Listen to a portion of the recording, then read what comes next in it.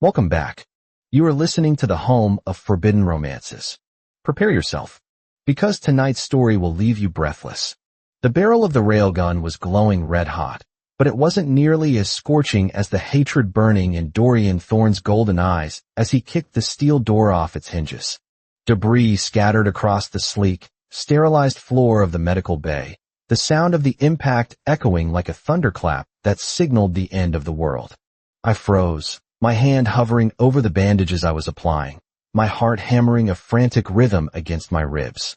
Dorian stood framed in the wreckage, his chest heaving inside his black tactical armor, sweat matting his silver hair to his forehead. He didn't look like the composed, aristocratic alpha heir to the Thorne legacy. He looked like a feral beast that had just chewed its way out of a trap.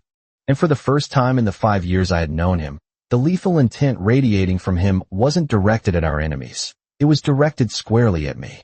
To understand why the most powerful alpha in the sector looked ready to tear my throat out, you have to understand the hierarchy of the Bastion. In this dystopian military complex, bloodline was currency, and secondary gender was destiny. Dorian Thorne was royalty, a dominant alpha born with a silver spoon in his mouth and a sniper rifle in his hand. He was perfection sculpted from ice and arrogance. Then there was me, Kalen Vance. I was an anomaly, a stray from the outer slums who had tested into the academy with scores that rivaled the elite. I was an alpha too, but without the pedigree. I had to claw my way up every rung of the ladder that Dorian simply glided over. Naturally, we became rivals. Not the friendly kind, but the kind where bruises were common currency and every training simulation was a proxy war. For 5 years, Dorian had made my life a living hell. He mocked my gear, criticized my tactics, and sneered at my background. If I turned left, he turned right. If I scored a 99, he scored 100 and made sure I saw the scoreboard. I was convinced he despised the very air I breathed. The tension reached its breaking point when High Command assigned the Starlight mission. Our objective was to escort a high-value asset across the dead zone, a lawless stretch of wasteland crawling with insurgents. The asset was Alara, a rare, pristine Omega from the inner sanctum. She was delicate, ethereal, and smelled like vanilla and rain, the kind of Omega every alpha was biologically wired to covet. Vance, Captain Holloway had said during the briefing, tapping the holoscreen. You're on close protection detail. You stick to Alara like a shadow. Thorne, you're on point and reconnaissance. I saw Dorian's jaw tighten. The pencil he was holding snapped in half with a sharp crack. He didn't look at the captain. He glared at me, his pheromones spiking with a scent of burnt ozone and cedarwood, aggression, pure and unadulterated. Is that wise, Captain? Dorian's voice was a silky baritone, laced with venom. Vance lacks the refinement to handle an Omega of her status. He's a brawler, not a shield. My decision stands, Thorne, Holloway barked. I met Dorian's gaze across the table. He wants her, I thought bitterly. Asterisk, of course he does. He's the prince of the Bastion. He thinks he deserves the prize, and he hates that the slum rat gets to stand next to her. Asterisk, that assumption dictated everything that followed. The mission began smoothly, the armored transport humming as we navigated the cracked highways of the dead zone. I sat in the rear compartment with Alara. She was terrified, her hands trembling in her lap. My instincts, honed by years of protecting my younger siblings in the slums, kicked in. I spoke to her softly, offering her water, adjusting the temperature of her suit. I was just doing my job, trying to keep her heart rate down so her distress pheromones didn't alert every predator within 10 miles. Every time I looked up, I saw Dorian in the driver's monitor. He was watching us through the rearview camera. His eyes were narrow slits, his hands gripping the steering wheel so hard the leather groaned. Focus on the road, Thorne, I radioed, my voice clipped. Focus on your hands, Vance, he shot back, his voice distorted by the comms, but dripping with acidity. Keep them where I can see them. She's cold, I replied, draping my thermal cloak over Alara's shoulders. She smiled up at me, a shy, grateful thing. The transport swerved violently.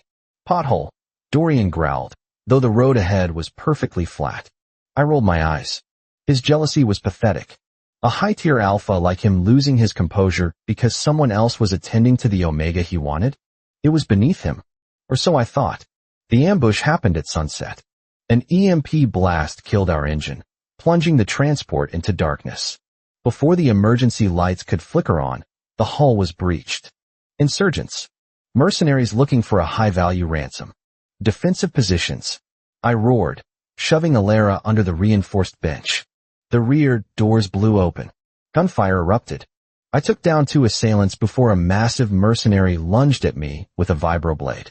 I parried, but he was chemically enhanced, faster than a natural human. The blade sliced through the gap in my armor, carving a deep gash into my shoulder. Pain exploded, white-hot and blinding. I gritted my teeth, refusing to make a sound, and drove my combat knife into the man's neck. He fell, but 3 more were pouring in. "Get Alara," one of them shouted. I stood before her, blood streaming down my arm, my vision blurring. Over my dead body. Then, the world turned into a blur of silver and black. Dorian didn't just enter the fray, he annihilated it. He moved like a storm, a blur of calculated violence. He didn't use his rifle. He used his hands, his boots, the sheer crushing weight of his alpha dominance. He tore through the mercenaries with a brutality I had never seen in the simulations.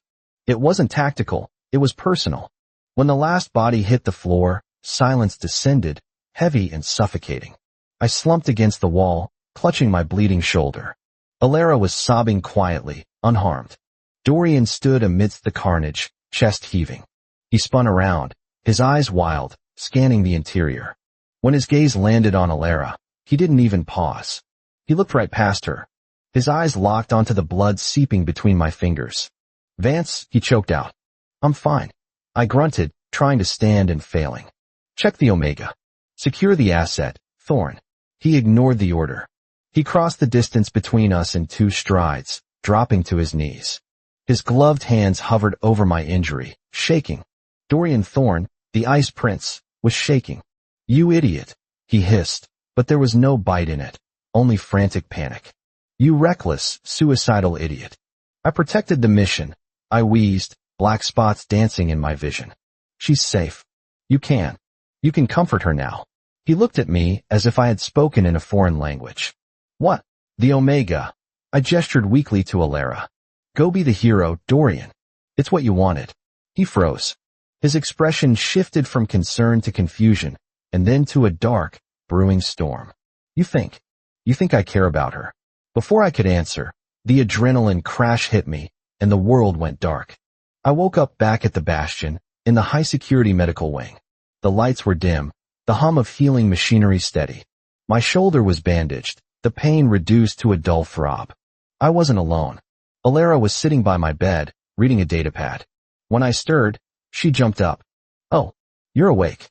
I was so worried. "I'm fine," I rasped. "Thorn, did he get you back safely?" "Yes," she nodded. "He was terrifying. He drove the extraction vehicle like a madman. He didn't speak a word to me the whole way. He just kept checking your pulse." The door slid open with a pneumatic hiss. Dorian walked in. He was out of his armor, wearing a black dress shirt with the sleeves rolled up. He looked exhausted, shadows clinging to the underside of his eyes. He stopped when he saw Alara hovering over me, adjusting my pillow. The temperature in the room seemed to drop 10 degrees. "Get out," Dorian said. His voice was low, vibrating with a growl that triggered a primal warning in my hindbrain. Alara squeaked. I said get out." Dorian barked, stepping into the room. "Leave us." Alara scrambled, grabbing her things and fleeing the room without a backward glance. The door clicked shut, locking us in.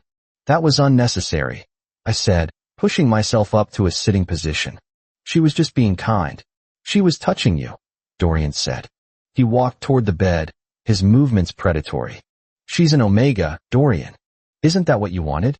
You spent the whole mission glaring at me because I was the one close to her."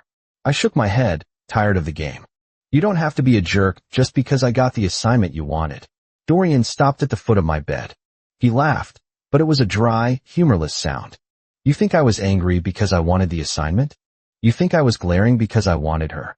Everyone knows you stick to your own kind, Thorn. A highborn alpha and a pristine Omega. It's the natural order." Dorian's hands gripped the metal railing of the bed frame. The metal groaned under the pressure. You are the blindest tactical genius I have ever met, Kalen. He moved to the side of the bed. I tensed, expecting a reprimand, a punch, something. Instead, he leaned over, boxing me in against the mattress. His scent was overpowering now, cedarwood and rain, thick with possessiveness. I wasn't looking at her, he whispered, his face inches from mine. I have never looked at her. I was watching you. I blinked, my brain struggling to process the information. Me?